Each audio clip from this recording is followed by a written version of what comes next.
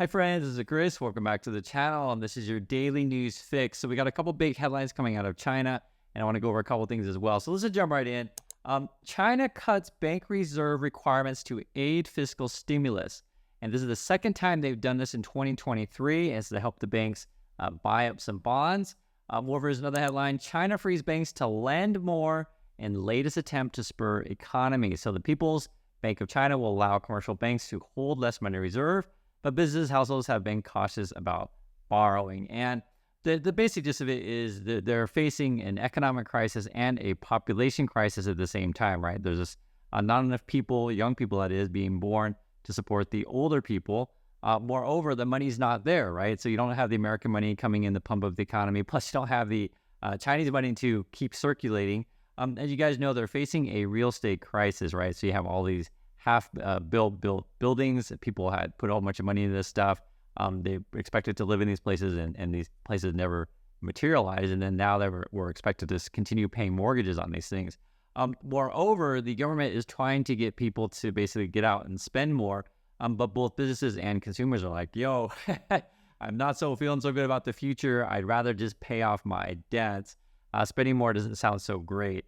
The other thing is, too, this sort of story represents our modern banking system. So here's the basic gist of it. I give the bank $100, okay? If I go back to the bank and say, hey, I want my $100, they might not actually have it. Why?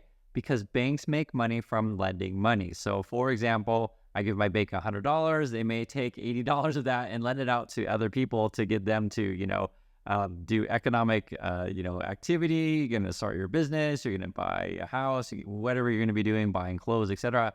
And so this whole system is based on the banks don't necessarily have everyone's money at one time. And what happens is that if you want to encourage yet more lending, more debt, then the government can say, hey, we're going to lessen the lender reserve requirements. So the bank reserves don't have to be that high. And that's essentially what China's bank is doing. They're also lowering interest rates. Now, what's interesting is because if you understand kind of the history of this kind of stuff, so in Japan, they had a problem with this to where, okay, people, just say regular people, weren't so keen on taking on debt and weren't so keen on investing in markets, these kind of things. They just didn't trust anything, right? So Japan's like, okay, fine. We're going to put interest rates at zero, and there's no reason for you to have savings accounts because you're not making any money. So please go out and spend money, etc. And the regular Japanese people were like, no, I'm not doing it. And so they went into negative interest rates, which is like, oh my God, it costs you money to hold money in banks because it's so ridiculous. And yes, China and Japan are separate countries, but I just want you to understand that culturally, it's different here in Asia. I'm in Korea. It has a kind of a similar mentality.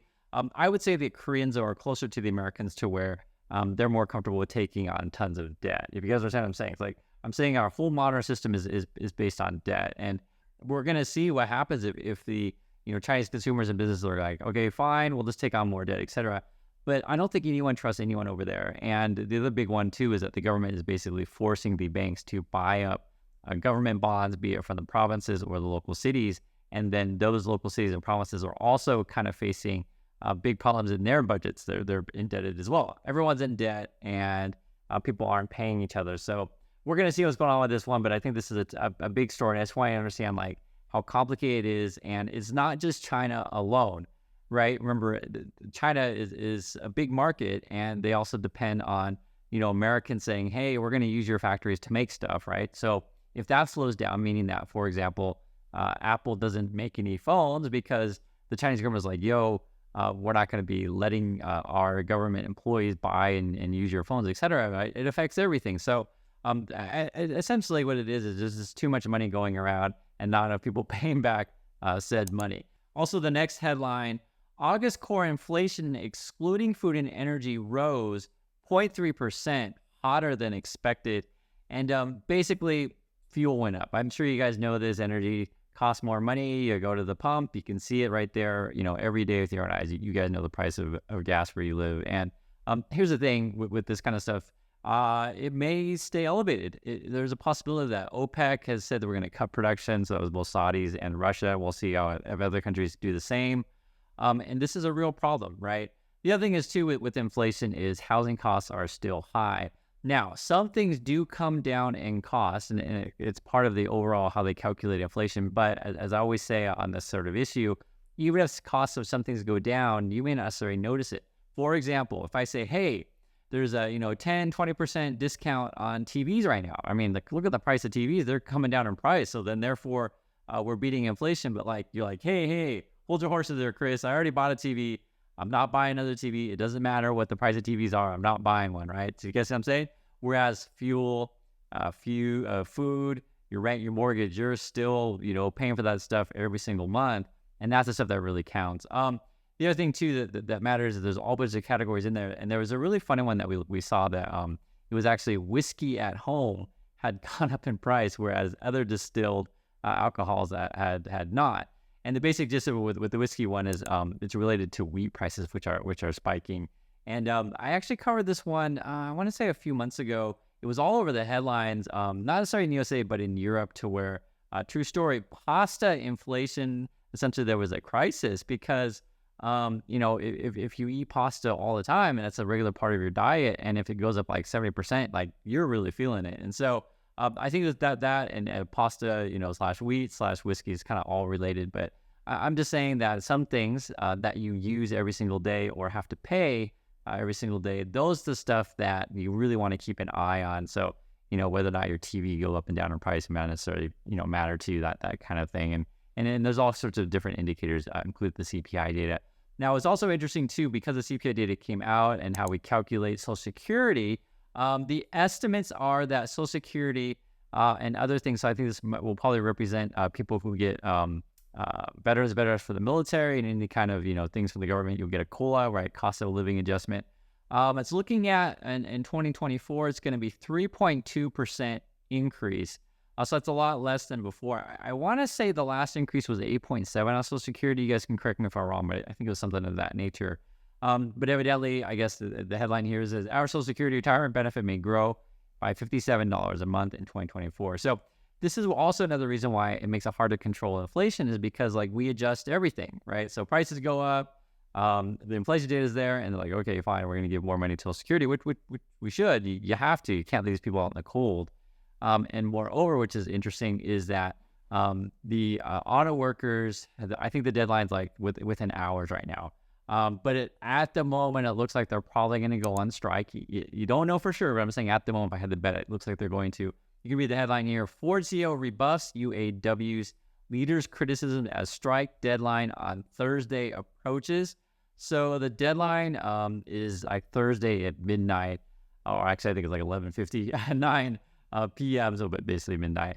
And we'll see if they end up going on strike. And I think you're going to see a lot of workers be inspired to do the same, because they'll just be like, hey, yeah, the Fed keeps saying they're trying to fight inflation, and yes, maybe the cost of TVs are going down, but I'm still feeling it at the gas pump. I'm still feeling it at the grocery store. I'm still feeling it when I have to pay my landlord, that kind of stuff. And from their point of view, they need to get paid more to have a decent living. And it was a larger percentage of Americans have to pay over 30% for their rent or mortgage, which is basically too much. You want to try to keep it under 20 if you can. Obviously, preferably you want your rent / mortgage to be as low as possible, but let's be real, it costs money to live. But the basic gist of it is, if your just living expenses is over 30%, it is too expensive. And I think a lot of people are in that category. And that's why we've seen spikes in homelessness and other things, and more, unions going on strike. Or if you're not in a union, you're looking around your coworkers thinking, hey, I need to form a union. And it's tough out there, because I think ultimately the money isn't there anymore, right? Companies are like, hey, we can't pay you anymore. We've been struggling. The orders aren't coming in from China, et cetera. And we just can't do it. And so that's why you've been seeing people getting, laid off. And then moreover, the workers that are still there, be it at, Ford, GM, et cetera, they're just like, hey, I'm not coming to work anymore because you're not paying me enough to even drive my car to come in. It's just not worth it. So at the moment, to be honest, I think our system is unsustainable for all kinds of reasons. I try to do my best to, keep you all informed. The one thing I will say, and I just want to reiterate this all the time, I know it seems like bad news all day, every day, but I want to put some positive stuff in there, is that if you understand what's going on, you won't be freaking out all the time. The basic gist of it is that people tend to freak out more if bad things are happening, but they have no idea why. They can't understand what's going on. Nothing really makes sense. And so that's sort of I try to do every day is hopefully shed some light on how the world really works. That's my goal. I also mentioned too, I wrote a book called Positive Angle, which is all about having a positive attitude no matter what you face. And I think it's a good read. That's why I wrote it. I wrote it for you. So anyway, I'd love to hear your thoughts on any one of these stories. I think the China one's the biggest one. The banks having less, money on reserve and therefore are, trying to lend out more money to spur things to get going. But, we'll see. Anyway, thanks again for your time, and I'll catch you next video.